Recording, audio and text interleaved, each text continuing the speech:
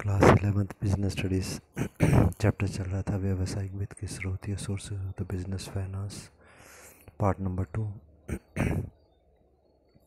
First part हम start करते हैं। इसमें स्वामीगत पूंजी, जिसे हम ओन्ड कैपिटल कहते हैं। स्वामीगत पूंजी मतलब स्वामियों द्वारा लगाई गई पूंजी या मालिकों द्वारा लगाई गई पूंजी। इसमें फर्स्ट पॉइंट हमारा जो आएगा वो है अंश या फिर शेयर्स। तो शेयर्स, इशू ऑफ शेयर्स, अंशों का निर्गमन या शेयर्स को इशू करना। सबसे पहले शेयर्स के बारे में पढ़ें, इसका मीनिंग। तो जितनी भी हमारी कंपनी की पूंजी होती है, जितनी भी हमारी कंपनी की कैपिटल होती है, उसको हम बहुत छोटे छोटे पार्ट्स में बांट देते हैं। जो उसका सबसे छोटा पार्ट होता है उसको हम अंश कहते हैं या फिर शेयर कहते हैं। पूंजी का सबसे छोटा पार्ट जिसे और ज़्यादा छोटे पार्ट में नहीं बांटा जा सकता, उसे अंश या फिर शेयर कहा जाता है। तो इससे व्यक्ति को, जो व्यक्ति शेयर को खरीद लेता है, उससे उस व्यक्ति को कुछ अधिकार मिल जाते हैं, कुछ राइट्स मिल जाते हैं और कुछ उत्तरदायित्व या रिस्पॉन्सिबिलिटी, जिम्मेवारी भी उसकी बन जाती है। डेफिनेशन इसकी हम देखें तो लॉर्ड लिंडे के अनुसार इसकी डेफिनेशन हमारे को दी गई है। पूंजी का वह आनुपातिक भाग, पूंजी मतलब कैपिटल का एक आनुपातिक भाग है, ये पार्ट है ये, जिसका कि प्रत्येक सदस्य अधिकारी होता है। जो भी इसका सदस्य होगा, जो भी इसका मालिक होगा, वो इसका अधिकारी होता है। मतलब मालिक हम बनते ही तब हैं कंपनी के, जब हम इसको खरीद लेते हैं। इसका सदस्य अधिकारी होता है, अंश कहलाता है। According to Lord Lindley, the proportion of the capital means a part of the capital to which each member is entitled is the share. Next topic हमारा है अंशों के प्रकार या kinds of the share. Share कितने प्रकार के होते हैं? तो क्रेता के दृष्टिकोण से, मतलब जो खरीदने वाला है शेयर को, उसकी दृष्टि से यदि हम देखें तो जोखिम को ध्यान में रखते हुए, रिस्क को ध्यान में रखते हुए, आय, उस शेयर से कितनी इनकम या लाभ हमको हो रहा है उसको ध्यान में रखते हुए, नियंत्रण या कंट्रोल को ध्यान में रखते हुए हम शेयर्स को दो भागों में बांट सकते हैं। तो पहला पार्ट हमारा जो है उसे हम कहते हैं प्रेफरेंस शेयर, पूर्वाधिकार अंश, और दूसरा पार्ट होता है हमारा समतांश, जिसको हम कहते हैं इक्विटी शेयर। तो पहले हम डिस्कस करने जा रहे हैं पूर्वाधिकार अंश, जिसको हम इंग्लिश में बोलेंगे प्रेफरेंस शेयर। अब ये पूर्वाधिकार अंश क्या होते हैं, प्रेफरेंस शेयर क्या होते हैं, एक दो लाइन में इसका मीनिंग समझते हैं, फिर आगे डिटेल में चलते हैं। देखें, प्रेफरेंस शेयर जो होते हैं ये ऐसे शेयर होते हैं जो कोई व्यक्ति खरीद सकता है और कंपनी इनको निश्चित दर से लाभांश या लाभ जो है वो देती ही देती है, चाहे कंपनी को लाभ हो या ना हो। ठीक है, तो इनको लाभ देना ही होता है। इनको अगर हानि हो जाए तो भी इनको लाभ देना ही पड़ता है। इसलिए हम इनको सही प्रकार से मालिक नहीं कह सकते, क्योंकि ये हानि को सहन नहीं करते, केवल लाभ लेते हैं। कंपनी को लाभ कम हो रहा है तो भी इनको लाभ देना ही पड़ता है, इसी ये मालिक नहीं होते। और ये क्योंकि ये मालिक नहीं होते तो इनको वोट देने का अधिकार, कोई बात कहने का अधिकार, कंपनी को अपनी मर्जी से चलाने का अधिकार इनको नहीं होता। एक निश्चित दर या फिक्स रेट से इनको लाभांश जो है वो मिलता ही रहता है। और अब हम आते हैं पूर्वाधिकार अंशों के बारे में, प्रेफरेंस शेयर क्या होते हैं। तो यहाँ पर ये बोला गया कि प्रेफरेंस शेयर ये पूर्वाधिकार अंश, जैसे कि नाम से ही क्लियर है, प्रेफरेंस होता है मतलब किसी को पहले देना, और पूर्वाधिकार, पूर्व का मतलब होता है पहले, अधिकार आप जानते हैं अधिकार क्या होते हैं, जिसको पहले अधिकार होते हैं उनको पूर्वाधिकार। अब पहले कौन से अधिकार होते हैं, तो यहाँ पर ये बताया गया कि जो प्रेफरेंस शेयर होते हैं इनको दो पूर्वाधिकार होते हैं, दो अधिकार इनको पहले मिलते हैं। कौन कौन से होते हैं ये आप लोगों ने याद करना है। तो पहला पॉइंट है, इनको एक निश्चित दर से लाभांश पहले दिया जाता है।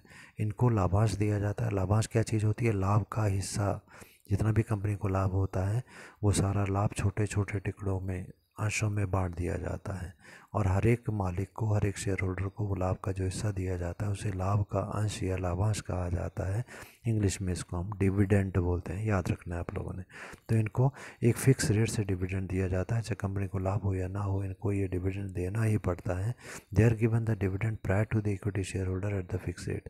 तो यहाँ पर अब पूर्वाधिकार क्या हो गया इनका, पहले अधिकार क्या हो गया कि जब लाभ देने की बारी आएगी, लाभांश देने की बारी आती है, तो पहले इनको, प्रेफरेंस शेयर होल्डर को हम लाभांश देते हैं। उसके बाद यदि कुछ बचता है तो इक्विटी शेयर होल्डर को मिलेगा, अन्यथा नहीं मिलेगा।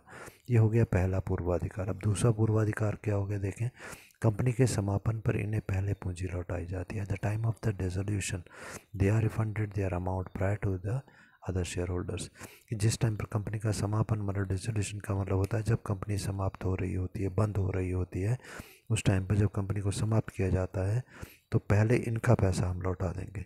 और उसके बाद में अगर कुछ पैसा बचेगा तो इक्विटी शेयर होल्डर को मिलेगा, अगर कुछ नहीं बचा तो इक्विटी शेयर होल्डर को कुछ नहीं मिलता है। तो दूसरा पूर्वाधिकार हो गया कि कंपनी के समापन के टाइम पर पूंजी जब लौटाई जाती है तो पहले इनको लौटाई जाती है, फिर इक्विटी शेयर होल्डर्स या समतांशों को लौटाई जाती है। अगला टॉपिक हमारा अंश पूर्वाधिकार के प्रकार या types of the preference share. पूर्वाधिकार अंश कितने प्रकार के हैं? तो पहला हमारा जो आता है वो उसको हम कहते हैं साधारण या असंचयी पूर्वाधिकार अंश, सिंपल और नॉन कन्वर्टेबल प्रेफरेंस शेयर। तो सिंपल या नॉन कम्युलेटिव प्रेफरेंस शेयर असंचयी, जैसे नाम से क्लियर है असंचयी, जिसका कि संचय नहीं होता है। तो ऐसा करते हैं, पहले सेकंड पॉइंट को समझ लेते हैं फिर इस पर आते हैं। तो संचयी पूर्वाधिकार अंश क्या होते हैं, जिसको हम कम्युलेटिव प्रेफरेंस शेयर बोलते हैं, उसका उल्टा नॉन कम्युलेटिव हो जाएगा। तो संचयी का मतलब होता है कि जैसे मान लो कि अगर 2001 में कंपनी को लाभ नहीं हुआ तो हमने क्या किया, इक्विटी प्रेफरेंस शेयर होल्डर को लाभ नहीं मिल पाया तो उनके अकाउंट में हमने क्या किया, उनका लाभ जोड़ के रख दिया कि भाई आपके अकाउंट में ये 100 रुपीज़ लाभ का हमने जोड़ के लिख दिया, जब होगा लाभ तब हम आपको दे देंगे। अगले साल 2002 में देखा फिर लाभ नहीं हुआ, फिर हमने कहा भाई आपके 100 रुपीज़ हमने आपके अकाउंट में और जोड़ दिए, अब कितने हो गए, 200 हो गए। फिर 2003 में देखा लाभ नहीं हुआ, फिर हमने उनको बोला भी आपके अकाउंट में हमने 100 रुपीज़ और डाल दिए, अब आपके अकाउंट में हो गए 300। ठीक है, चौथे साल मतलब 2004 में हमने देखा कि कंपनी को बहुत लाभ हो गया, तो फोर्थ ईयर का कितना प्रॉफिट हो गया, 100। पहले 2001, 2, 3 का 100 जोड़ के रखा था, कितना था पिछला, 300 हो गया था। 2004 का 100 और हो गया तो कितना हो गया टोटल, 400। तो इसका मतलब है जो पिछला लाभ जोड़ के रखा जा रहा था, जिस वर्ष लाभ ज़्यादा हो जाएगा उस वर्ष पिछला वाला जोड़ा हुआ लाभ भी दे दिया जाता है। तो मतलब पिछला लाभ भी यदि हमारा जुड़ता जाता है, इकट्ठा होता रहता है, तो उसको हम बोलते हैं संचय होना या एक्यूमुलेट होना। तो ऐसे जो शेयर्स होते हैं जिनका कि लाभ इकट्ठा होता रहता है उसको हम संचयी पूर्वाधिकारांश या कम्युलेटिव प्रेफरेंस शेयर्स बोलते हैं। इसी का उल्टा जो होता है वो सिंपल और non convertible preference cumulative preference share है, जिसको हमने साधारण या असंचयी पूर्वाधिकारांश बोला। तो यदि प्रतिवर्ष लाभ होता है तो इनको लाभांश दिया जाएगा, यदि किसी वर्ष पर्याप्त लाभ नहीं होता है तो उनको लाभांश नहीं दिया जाता। ठीक है, ये लाभांश अगले वर्षों तक जोड़ के भी नहीं रखा जाता है। ठीक है, तो ये कहा गया, रूल ये कहता है कि नॉर्मली जो हमारे प्रेफरेंस शेयर्स होते हैं वो सारे संचयी ही होते हैं, जब तक कि हमारी आर्टिकल्स ऑफ एसोसिएशन नाम का जो डॉक्यूमेंट है, पार्षद अंतर्नियम, जिसके बारे में हम पढ़ चुके हैं पिछले चैप्टर में।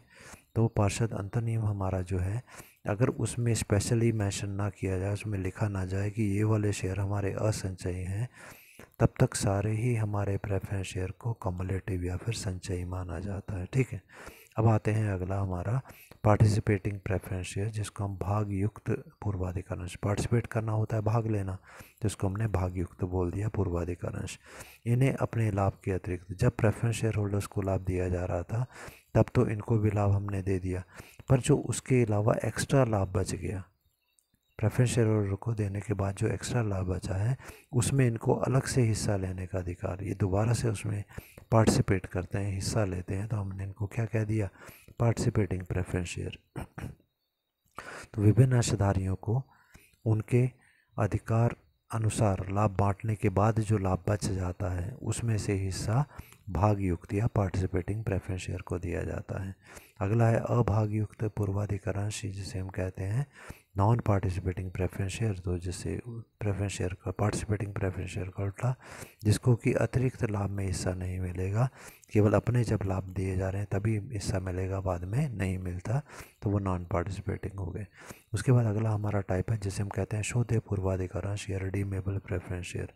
रिडीम करना या शोधन करने का मतलब होता है समाप्त करना।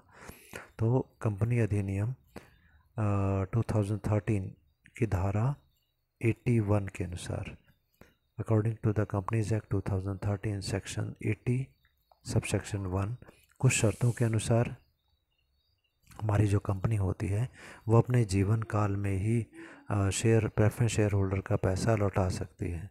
यदि हमारे आर्टिकल्स ऑफ एसोसिएशन पार्षद अंतर्नियम हमको आज्ञा देते हैं तो हम अपने कुछ प्रेफरेंस शेयर्स को समाप्त कर सकते हैं, रिडीम कर सकते हैं। ठीक है, ऐसे प्रेफरेंस शेयर होल्डर्स को हम लोग रिडीमेबल प्रेफरेंस शेयर्स कहते हैं। ये शेयर्स तभी रिडीम किए जा सकते हैं जब ये शेयर्स पूर्णदत्त होने चाहिए। पूर्णदत्त मतलब फुल्ली पेड अप होने चाहिए।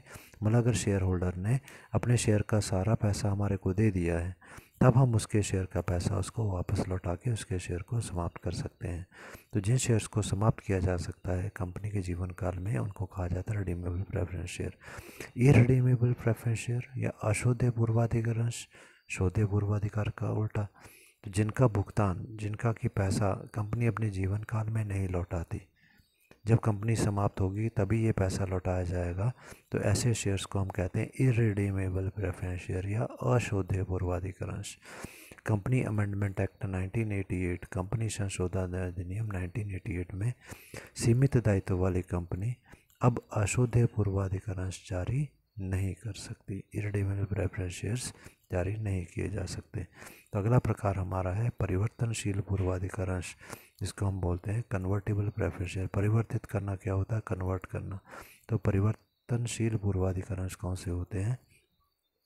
ऐसे शेयर होल्डर्स जो होते हैं, मतलब जिन व्यक्तियों ने ये शेयर खरीदे होते हैं, उनको हम ये अधिकार देते हैं कि एक निश्चित समय के अंदर अंदर, जैसे मान लो 5 साल के अंदर, 10 साल के अंदर, आप अपने शेयर्स को, मतलब प्रेफरेंस शेयर्स को कंपनी को वापस लौटा दो और उसके बदले में कंपनी से उतने ही रेट के साधारण अंश या इक्विटी शेयर आप ले सकते हो। मतलब हम अपने preference share, convertible preference share company को देंगे और कंपनी उतने ही रेट के हमको इक्विटी शेयर दे देगी। कहने का मतलब हम अपने प्रेफरेंस शेयर को इक्विटी शेयर में कन्वर्ट कर सकते हैं, परिवर्तित कर सकते हैं। और अगला है हमारा अपरिवर्तनशील पूर्वाधिकार अंश, नॉन कन्वर्टेबल प्रेफरेंस शेयर। ये वो होते हैं जिसको कि इक्विटी शेयर या साधारण अंशों में, समता अंशों में परिवर्तित करने का अधिकार कंपनी नहीं देती। अगला आ गया प्रतिभूतित पूर्वाधिकार अंश, जिसको हम बोलते हैं गारंटेड प्रेफरेंस शेयर्स। तो प्रतिभूतित पूर्वाधिकार अंश, प्रतिभूति क्या होती है? गारंटी देना। तो ऐसे जो शेयर होल्डर्स होते हैं जिन्होंने ये शेयर खरीदे होते हैं, उनको कंपनी के द्वारा एक निश्चित रेट से, निश्चित दर से लाभांश मिलने की गारंटी दी जाती है। निश्चित रेट से डिविडेंड देने की गारंटी कंपनी के द्वारा दी जाती है। ऐसे शेयर्स कंपनी के द्वारा इसीलिए इशू किए जाते हैं ताकि वो लोगों का विश्वास जीत सके कि उनको लाभांश मिलेगा, आप निश्चिंत रहें। अगला हेडिंग हमारा है पूर्वाधिकार अंशों के गुण या merits of the preference share. जो हमारे प्रेफरेंस शेयर होते हैं, इनके क्या लाभ होते हैं? तो उसमें पहला पॉइंट हमारे को दिया गया, यदि संस्था को पर्याप्त लाभ होता है तो उन्हें पूर्व निश्चित दर से लाभांश दे दिया जाता है। If the firm earns the sufficient amount of the profit, then it may give dividend to the at the predetermined rate। कि अगर पर्याप्त मात्रा में कंपनी को लाभ हुआ, काफ़ी लाभ कंपनी को हो गया, तो जितना रेट पहले बताया था, पूर्व निश्चित दर, मतलब पहले जो रेट बताया गया था, इतना लाभांश हम देंगे, उतना लाभांश या डिविडेंड कंपनी द्वारा उन्हें दे दिया जाता है। सेकंड है कंपनी के समापन हो जाने पर उन्हें प्रेफरेंस शेयर होल्डर से पहले इक्विटी शेयर होल्डर या समता अंशधारियों से पहले लाभांश देते हैं। ये हमने पूर्वाधिकारों में पढ़ा। At the time of the dissolution of the company they are paid the dividend prior to the equity share holders. Third point हमारा है, इन्हें ऐसे प्रस्ताव में मत देने का अधिकार होता है जिनसे इनका हित प्रत्यक्ष रूप से प्रभावित होता है। They have the voting rights where there the interest is going to be effective. देखें इसका मतलब क्या हुआ, जब भी कंपनी में कोई डिसीजन लिया जाता है इंपॉर्टेंट, उस टाइम पर कंपनी में क्या मीटिंग बुलाई जाती है शेयर होल्डर्स की, और फिर वहाँ पर शेयर होल्डर्स वोट देते हैं। कुछ बोलते हैं कि ये काम होना चाहिए, कुछ नहीं होना चाहिए, तो हम वोट डलवाते हैं। जिस तरफ ज़्यादा वोट डालेंगे वो फैसला ले लिया जाता है। तो कहने का मतलब जब वोट डाले जा रहे होते हैं कोई भी फैसला लेते समय, तो प्रेफरेंस शेयर होल्डर को अधिकार नहीं होता वोट देने का, परंतु कुछ विशेष परिस्थिति में ये वोट दे सकते हैं। कौन सी स्थिति में वोट देते हैं? जब इनके हित को प्रभावित करने के बारे में हम कोई निष्कर्ष लेने जा रहे हैं। जैसे हम ये फैसला लेने जा रहे हैं कि भाई प्रेफरेंस शेयर होल्डर को हम 10% लाभांश देते थे, अब हम उनके लाभांश को घटाने जा रहे हैं, हम उसका 8% करने जा रहे हैं, 6% करने जा रहे हैं। तो जब इनके लाभांश को हम कम करने जा रहे होते हैं, तो ऐसे ही फैसले लेते समय इनको भी वोट देने का अधिकार होता है। अगला है, इनके निर्गमन पर संस्था को अपनी संपत्तियां गिरवी नहीं रखनी पड़ती। While issuing this preference shares there is no need to keep the assets as mortgage. सामान्यतः हम ये देखते हैं कि जब हम किसी बैंक इत्यादि से उधार लेते हैं तो कोई संपत्ति हमको गिरवी रखनी पड़ती है, जमानत पे रखनी पड़ती है, परंतु प्रेफरेंस शेयर जब बेचे जाते हैं उसके रूप में जब पैसा हम इकट्ठा करते हैं तो हमारे को कोई भी एसेट अपनी गिरवी रखने की आवश्यकता नहीं होती। पांचवा पॉइंट है शोधे पूर्वाधिकार अंशों को छोड़कर शेष से कंपनी का स्थायी पूंजी मिलती है। Company gets the fix capital from the irredeemable preference share, कि यदि हम इरडेमेबल प्रेफरेंस शेयर इशू करें, अशोधेय पूर्वाधिकार अंश इशू करें, तो उससे हमारे को स्थायी पूंजी मिलती है, फिक्स कैपिटल मिलती है, जिसका कि उपयोग हम बहुत लंबे समय तक कर सकते हैं। अशुद्ध कौन से होते हैं? जिनका पैसा कंपनी के समाप्त होने पर ही लौटाना होता है।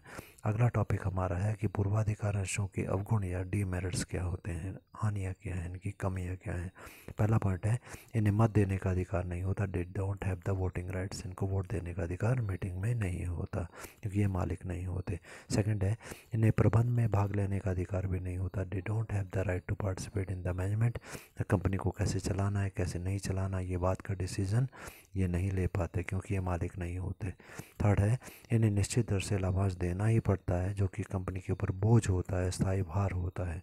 Company has to pay them a fix amount of dividend which creates a constant pressure on the company। किसी वर्ष अगर कंपनी को लाभ नहीं भी होता है तो भी इनको लाभ देना ही पड़ता है, तो ये बोझ होता है कंपनी पे। चौथा है इनके लाभांश पर संस्था को आय कर देना पड़ता है। Company has to pay the income tax on the dividend paid by it to the share holders को जो आय लाभांश हम दे रहे हैं उस पर भी हमारे को टैक्स देना पड़ता है, तो ये भी एक हानि है। पाँचवा है इसे यदि किसी वर्ष लाभांश ना मिले तो ये वैधानिक कार्रवाई नहीं कर सकते। अगर किसी कारण से हमारी कंपनी इनको लाभांश नहीं दे पाती है तो इनको अधिकार नहीं होता कि वो कोर्ट में कंपनी के खिलाफ केस कर सकें।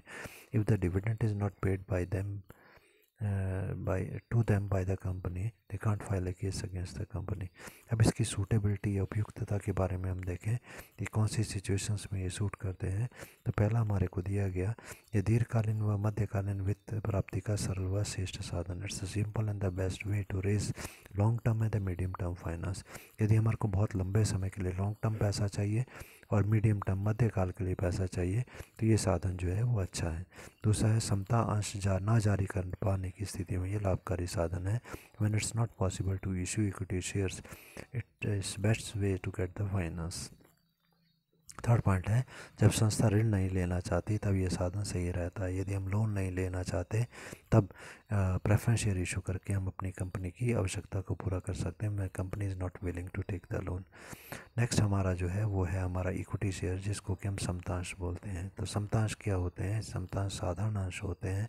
जब हम केवल शेयर शब्द का प्रयोग करते हैं, शेयर शब्द का प्रयोग का मतलब है नॉर्मल शेयर, और नॉर्मल शेयर कौन से होते हैं? ये समतांश या इक्विटी शेयर होते हैं। ये कंपनी के असली मालिक होते हैं जिनको वोट देने का अधिकार होता है, कंपनी को चलाने का अधिकार होता है, सारे फैसले ये ले सकते हैं। इनको वो सारे अधिकार नहीं होते जो प्रेफरेंस शेयर्स को होते हैं। तो यहाँ पर दिया गया देखें फर्स्ट लाइन धारा 85(2) section 85 sub section 2 of the companies act, जो पूर्वाधिकार अंश नहीं होते वो समतांश होते हैं। तो ये धारा ये कहती है, ये कानून ये कहता है कि समतांश कौन से हैं, इक्विटी शेयर कौन है, जो प्रेफरेंस शेयर नहीं है वो इक्विटी शेयर है। इन्हें लाभांश जो होता है प्रेफरेंस शेयर होल्डर या पूर्वाधिकार अंशधारियों को लाभांश देने के बाद मिलता है। इनके वही बात की, अगर इनको प्रेफरेंस शेयर को लाभांश हमने दिया और उसके बाद कुछ भी नहीं बचा तो उनको कुछ नहीं मिलेगा, थोड़ा बचा तो थोड़ा मिलेगा, ज़्यादा बचा तो ज़्यादा मिलेगा। इसी इनकी लाभांश की दर या डिविडेंड का जो रेट होता है वो फिक्स नहीं होता है, चेंज होता रहता है। हर साल कंपनी के डायरेक्टर डिसाइड करते हैं कि इनको कितना लाभांश देना है। इनकी जो पूंजी होती है वो कंपनी के समाप्त होने पर ही लौटाई जाती है। जब कंपनी समाप्त होती है तो पहले प्रेफरेंस शेयर होल्डर का पैसा लौटाया जाता है, उसके बाद इनका पैसा लौटाया जाता है।